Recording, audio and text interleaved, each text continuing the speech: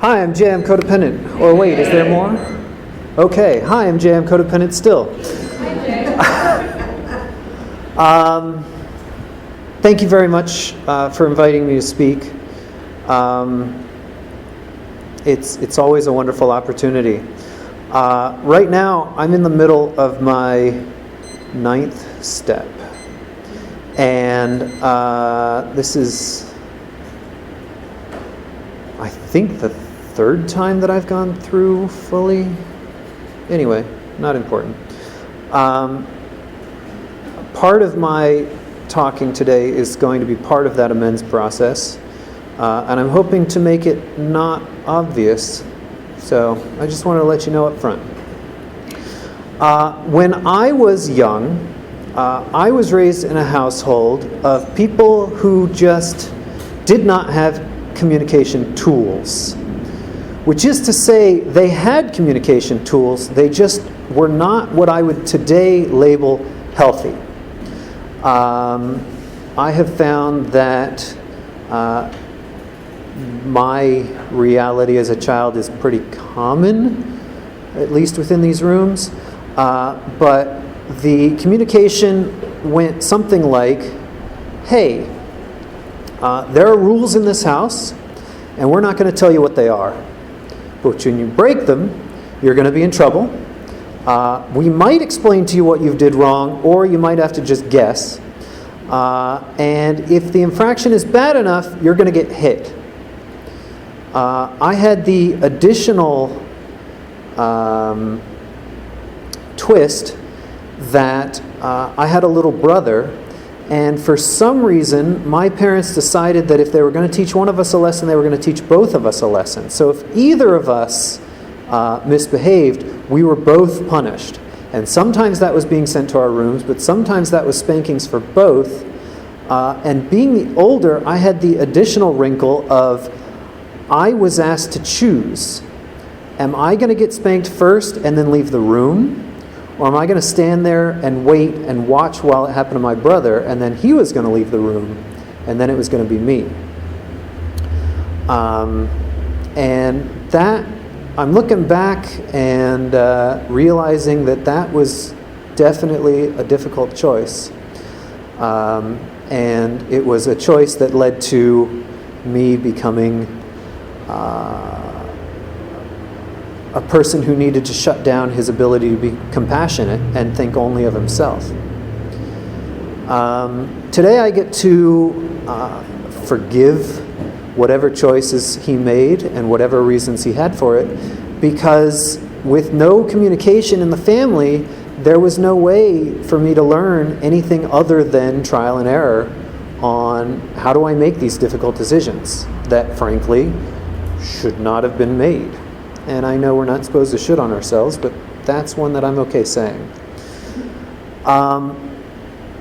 Now, the abuse issues are one thing, but looking at the broken communication patterns, I've come to see how pervasive those were. My childhood was filled with interviews. I might get the question, how are you?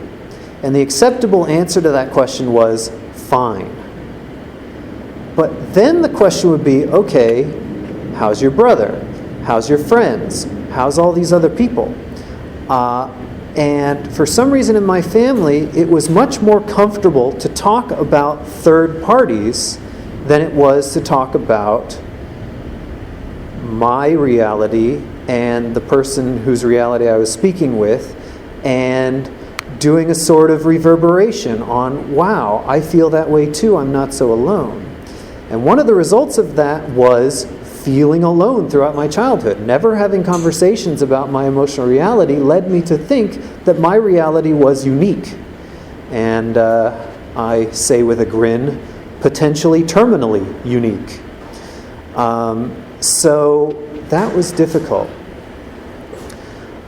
So one of the things that I love about this program that is part of the name, but I often don't hear talked about in meeting, is the anonymity aspect. we're so often spending time talking about the codependency aspect, and that's very important.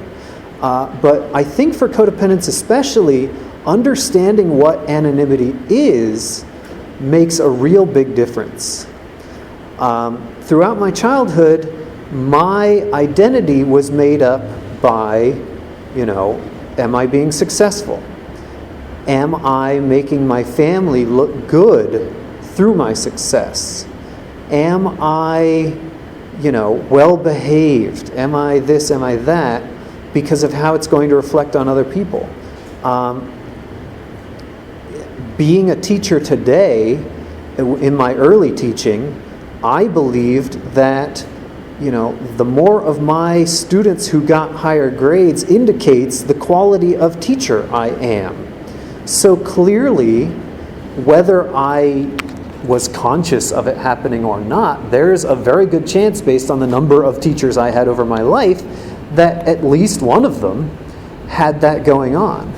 And the way I behaved toward my students then, as compared with how I behave towards my students today, now that I don't believe that their success or failure on a grade, which has nothing to do with who they are as a person, has anything to do with who I am as a person. So, I wanted to talk a little bit about anonymity. I have noticed in my life that when I am talking to a person, they will ask about a person we both know. How is that person? And I used to just answer the question. And today, my answer is, I don't know. And sometimes they'll say, the person I'm talking to will say, well, didn't you see them earlier today?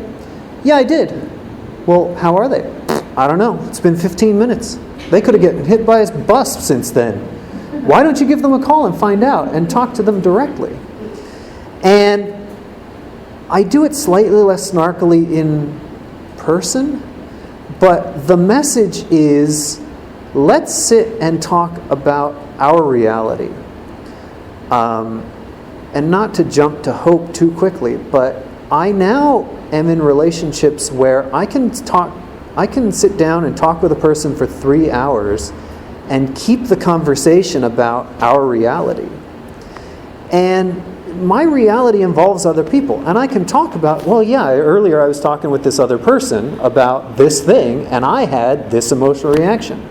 So it's my reality in the context of the things that are happening. But usually I'm not naming the other person. I might give certain details based on the context. It's a person I'm attracted to, or it's a person I've been friends with for decades, or it's my father. And that one's kind of difficult to hold anonymity with, but a lot of us can relate to problems with our fathers. So maybe they've met my father, maybe not. This gets a lot more complicated when I'm rolling with the same group of guys from one of my main meetings, because, I'll share with one of them, oh yeah, I'm going to this thing with a friend. And then the friend will share with that same friend, oh yeah, I'm going to this thing with a friend. And so that friend knows that we're the two friends. And so we play this game where, we pretend not to know, but we totally know. Oh yeah, me and this person of unknown gender and sexuality and age and socioeconomic status and I went to a thing and I felt this way. And we laugh because we totally know who the other person is and it's cute. But to make a game out of the anonymity also reminds us, we all know the answers, but in other situations, it's important to remember, right now, as I am talking to you singular, our conversation is about you and I, singular. As I talk to you, plural, right now, I'm doing a lead share, and you are maybe taking notes, or you are remembering things that I said, and maybe we all go to fellowship, and we say things like, yeah, the lead speaker said this thing, and we all know who the lead speaker was today, because we were all there, but, I don't know I haven't been to this meeting in a while. This meeting used to have fellowship with several other meetings in a giant fellowship. And so in that moment, if I say the lead speaker at my meeting, the people who weren't there don't know. The people who were there know. But the message is the same because I'm still talking about me. My codependency is to avoid intimacy. And intimacy is talking about me in a vulnerable way. Hey, when this thing was said, I was terrified because it meant this about my childhood, or it was an unexplored area, or whatever. And I get to share that with the person or people who are listening and hear their reaction to that. And within this program, it's often, yeah, I remember feeling that way too. Or, yeah, I felt that exact same way. Or, wow, I felt very different. This is how I feel. Oh my gosh, I felt that way too, and I didn't even realize it. And I refer to that as like the echo chamber or the reverberation of recovery. And it's a really positive thing. I will show up to conventions where I know that a person and that person's spouse are in this program. But I only see one of the two people. And my old behavior was, hey, culturally speaking, I'm supposed to ask this person about their spouse because culturally speaking, when we get married, we become a single entity, which is not what I'm learning here in Coda. What I'm learning here in Coda is no matter what my other relationships are, I am a single entity. And I can absolutely hate person A, and you can absolutely love person A, but that doesn't have anything to do with my relationship between you and I. So it's interesting that I'll call a person for a reach out call who shares a landline with another person in program, and I'm often calling, let's just be real here since we're in program together, the male end of this multiple gendered partnership. And then every once in a while I'll call and they see on caller ID that it's me, and so probably the male end of this partnership is picking up the phone. Hello, Jay, how are you? I'm good. I'm actually calling for the other person. Okay. Let me get that person. And there's that like, what? This is different. This is weird. What's going on? And I just get to be okay with that. One of the other things of having friendships in recovery is I'll be at my meeting on Tuesday with my Tuesday meeting people, and some third party will share, and then I might not see one of my friends from that meeting until I'm at another meeting. And now that I'm in the presence of that friend, I want to talk to that person about my emotional reaction to that third party's share. But if I do that in the meeting and I name names, then there are other people in the community who are hearing that name and hearing what they're going through and might be making judgments about their level of recovery or where they're at psychologically or whatever, and use that information to make decisions that they otherwise wouldn't be making. Which is a big reason why I also try to keep my conversation about my present. These are the people in the room, and we're codependent, we're going to gossip. There might be a little, did you see that person's shoes? Oh my gosh. I try not to do that, but it slips out every once in a while, and it's usually not about shoes, but here we are.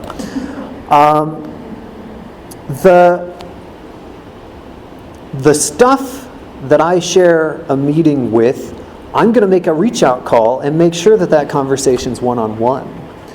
And I'm going to make sure that conversation is about me. I've been on both sides of that. I've shared things in meetings, and then somebody that I might have been sharing about comes up to me later and says, hey, some people in my meeting were talking about this thing that clearly you shared, because who the hell else knows? And I was right there in the room. I don't think they knew it was me, but I felt very uncomfortable. And that super sucks, because I've been there too. I sometimes pretend I'm pretty famous in this program, but I'm looking around this room and I don't know practically any of you, so I'm clearly not as famous as I think I am. And so I've been in rooms where people are like talking to somebody next to them. Yeah, Jay, he said this thing, blah, blah, blah. I'm like, I'm Jay. Let's listen to that. Yeah, it was terrible. He said blah, blah, blah. Oh, now I feel bad. Like, I didn't mean that to come out that way. I'm going to walk over there and correct things. Wait, no. Maybe I'm not going to do that, because anonymity, and I get to take this moment to reflect on, it's always possible for people to misinterpret the things that I'm saying. It's always possible for people to hear things that I am not conscious of saying, but that I am saying.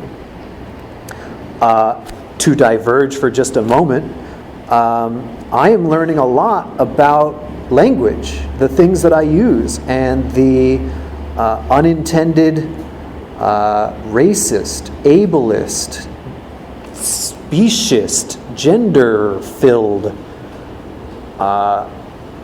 connotations of the things that I say. And it's just all out there in the culture. God, I really feel like there should have been a second beat by now, but that's cool. I'll just go into the end of this. The important thing for me in program in Coda today is I've done a lot of work about my childhood abuse. I've done a lot of work about, confronting the realities of my past and learning to accept what I did as fact, as opposed to something to be judged.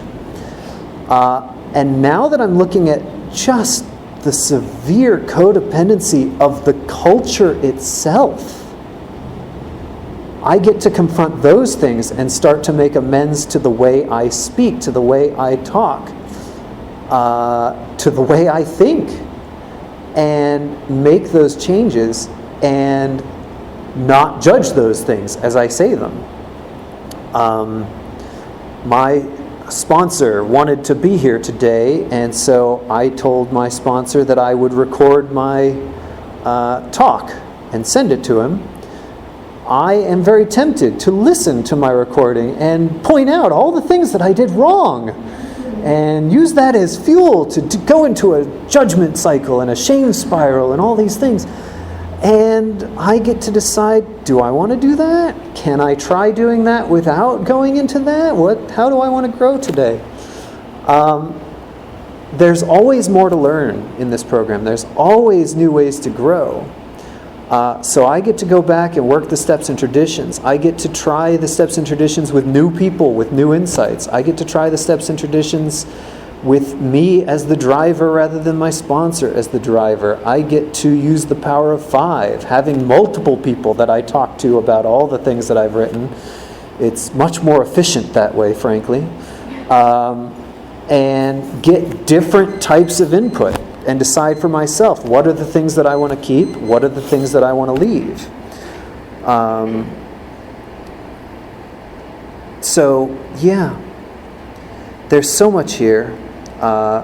When it was asked, we didn't have newcomers, but seriously, every time I go to a meeting, I think, I'm going to take a newcomer chip today and just bankrupt LA Coda, taking a newcomer chip every time.